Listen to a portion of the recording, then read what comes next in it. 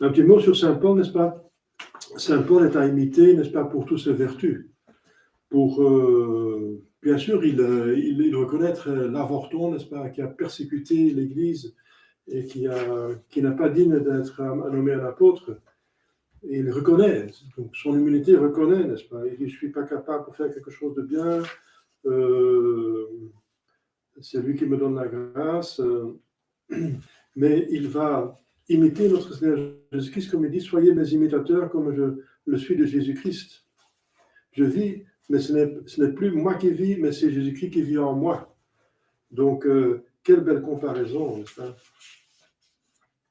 Quel bel état d'âme, n'est-ce pas? Saint Chrysostome dit « Personne ne se trompera en appelant l'âme de Paul un parterre merveilleux, émaillé de toutes les vertus, un vrai jardin spirituel. » Alors, bien sûr, ce qui éclate, c'est son amour pour notre Jésus-Christ et le zèle pour les âmes. Son amour pour Jésus-Christ, il va en parler dans 1 Corinthiens 13. « Si je parle comme les anges, mais je n'ai pas l'amour, je ne suis rien. » Qui me séparera de la charité du Christ? Pour moi, vivre, c'est Jésus-Christ. La charité de Jésus-Christ nous presse. Je suis certain que ni la violence, ni aucune créature ne pourra me séparer de Jésus-Christ. Quand même, je parlerai les ans de anathème à quiconque n'aime pas Jésus-Christ. Alors, donc tout ce qu'il a souffert, n'est-ce pas? Les travaux, les fatigues, les voyages, haine des Juifs, persécutions, verges, prisons, naufrages, dangers de toutes sortes et 1000 fois la mort. Il parcourt le monde entier, estimant qu'il méritait la pire des peines, anathème s'il ne faisait connaître Jésus. Et donc son zèle pour les âmes, n'est-ce pas?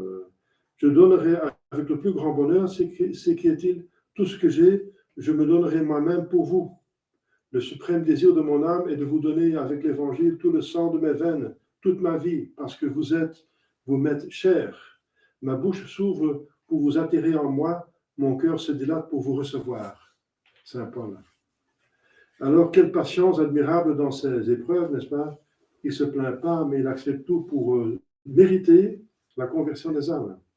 Et à la fin, il est même emprisonné, n'est-ce pas, injustement. Il passe un temps en prison, il a écrit encore des livres, des lettres, je veux dire, des épistolats, des fondations qu'il a faites, n'est-ce pas, les églises, les jeunes églises, et aussi les archevêques qu'il a sacrés. Hier, c'était la fête de Saint-Timothée. C'était un des jeunes prêtres qu'il a sacré évêque pour être responsable, pour prendre soin des fondations qu'il a faites. Saint-Tite, n'est-ce pas? Aussi, il y a des briefs à Tite, à Timothée, que vous connaissez dans l'Écriture sainte. Et après, il va être exécuté. Il va être décapité parce qu'il est romain. Il a